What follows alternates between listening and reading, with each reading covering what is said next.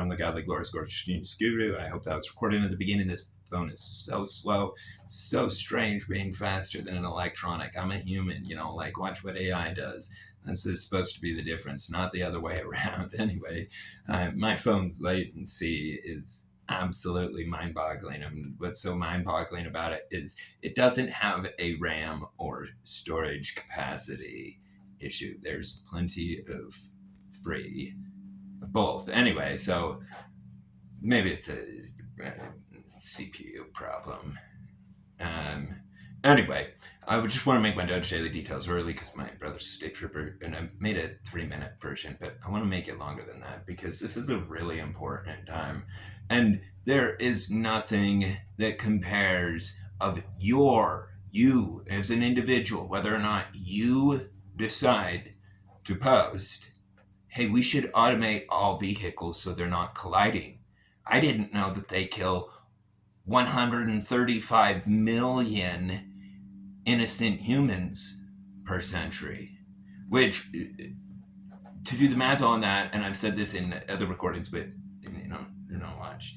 Anyway, so I'll keep repeating the same thing over and over again sometimes. But anyway, to do the math on that, that is 3 times more than all soldiers, civilians, Nazis, combatants, non-combatants, Americans, Russians killed in everyone from everywhere that was killed in World War I and World War II combined, and then multiplied by 3. And that's the magnitude of collision prevention systems, which is really common sense that a vehicle will be able to predict 1 + 1 = 2.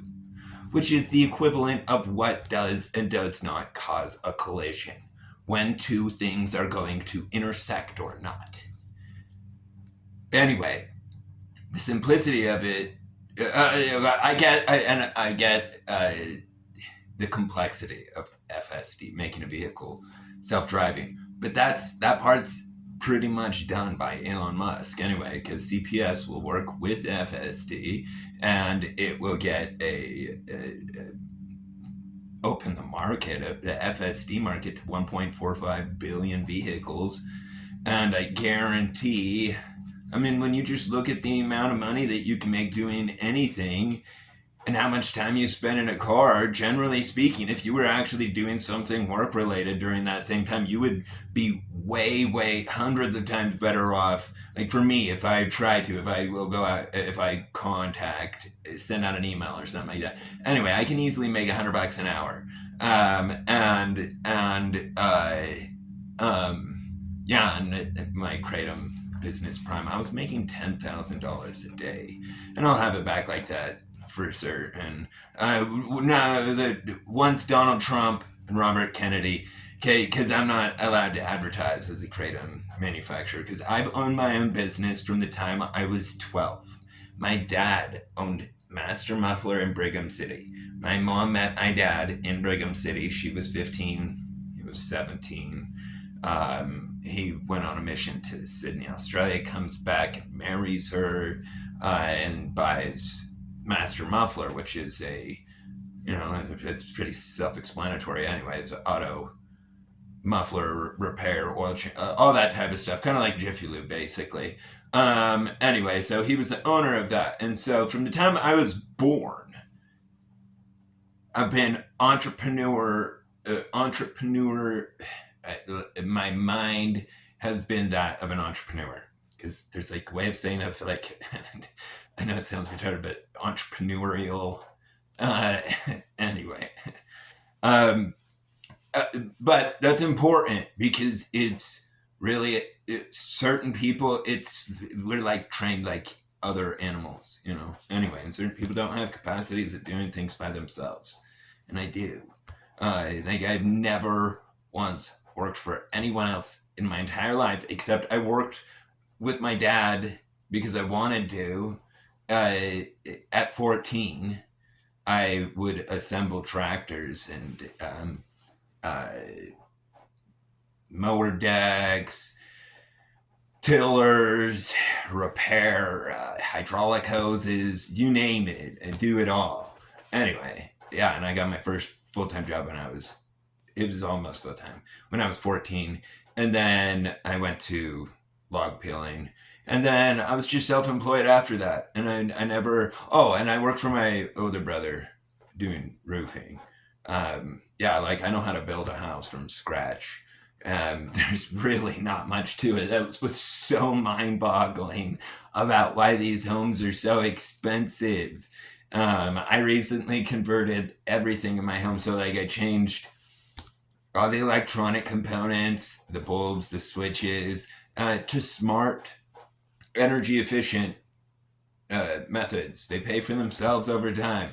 The government needs to incentivize that. We have an energy shortage in order for AI compute to grow at its proper pace, which we all want because that's guaranteed over time. The digital doctor is a cure for cancer, a cure for every problem that we have. And equally as important, the ability to feel good and be healthy. Humans are not putting it together. Here's a classic example. Humans have very well established vitamins and macronutrients such as branched chain amino acids, EFAs, which is essential fatty acids, proteins, carbohydrates, a huge array of vitamins and minerals that are known to be required daily for human to function properly. And no one on the planet has combined that. No one has made a human food drink except me. And I don't drink it right now. Probably why I'm so stupid. Anyway, I haven't drank it for like 4 months, but I need to start it again. Because it was like probably a year into drinking that drink when I came up with all these innovations. And I know actually, because CPS, collision prevention systems, only my original idea was just make them completely self-driving. But no, people could pay for that. $100 a month, and it's gonna end up being $600 a month. The way that it will probably end up being is a percentage of people's income, and they'll probably charge by the mile or by the minute, rather than a flat monthly subscription. So they kind of got like a throttle on how much money they want and when, based on a slight teeny adjustment in CPM, cost per mile. And that's another reason for AIBC. It improves CPM efficiency, which is synonymous with CPM cost. So the amount that a vehicle will save somebody. Anyway, with AIBC, automated instantaneous battery change, and making it so that the batteries can be swapped out and reinserted with a number of cells in accordance with the commute that is about to happen. So, for example, if I'm going to drive from here to the post office in my home for a week, I don't want 400 miles of battery capacity carried with me everywhere I go. That's moronic. I mean, like, that's a significant increase, 10-20% in I don't know for sure. I don't know the weight and how many cells are in there. But anyway, I would imagine it would be a 10-20% increase in the weight, which means maybe it can be. Anyway, because reducing 10-20% is a huge deal when you're talking a global fleet. Anyway, and I love all this stuff. Oh, I said it yesterday, the difference between efficacy and efficiency. Efficacy is how good you produce the result, and efficiency is what's required to produce it, or how much energy does it take, and also the practice of making it take as little energy as possible, which is efficiency achieved. But anyway, efficiency in everything technological, and ultimately everything is technological. Our cells are, the earth is, the sun is, like, we know it's got magnetic poles, like the earth, we know it has an electromagnetic sphere. Anyway, where it's the system of life is all technology, so it's really important for people to study, because it's self-constructed as a singularity. And what that means is no one made it. Everyone made it. And if everyone does not work together, it cannot be sustained or continued. That is a fact. And everybody needs to understand that. We're all on the same planet. We're all on the same team. We all have the same economy. Like China, America, I understand like it's people's separation from each other. Like I understand things like taxes or tariffs are inevitable. Honestly, I think that tariffs make a lot more sense than taxes. Taxes is like punishing somebody for doing something good. It's like, if you work, then we're going to take money from you. That doesn't make sense. But if you buy stuff excessively, then we're going to take money from you in the form of tariffs on that stuff that you're buying. That makes sense. That makes a lot of sense. And Donald Trump has proposed that idea. And I know that people are like, oh my gosh, it would be the worst thing ever. It would increase the price of everything. No, okay, we're going to tariff high dollar items. We're not going to tariff ramen. Anyway, there's no money in ramen. Anyways, and the majority of food comes right out of our country. It's going to be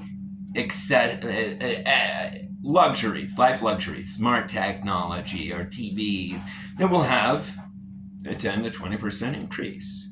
And yeah, that's fine.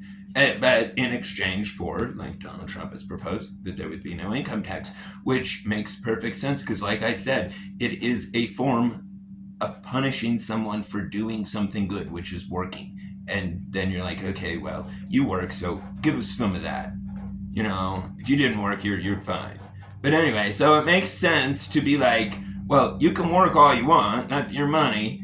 But if you want to spend that money, especially on things that are the cheapest around and imported from sweatshops that are paying, that have slave labor or something like that, because you want to feed greed. Anyway, I want to make sure I don't go over my 13 minutes and 33 seconds, so I need to not go off on tangents. I have a tendency of doing that, but I wanted to make this in full detail, because just out of personal consistency and like serving my infinite wisdom.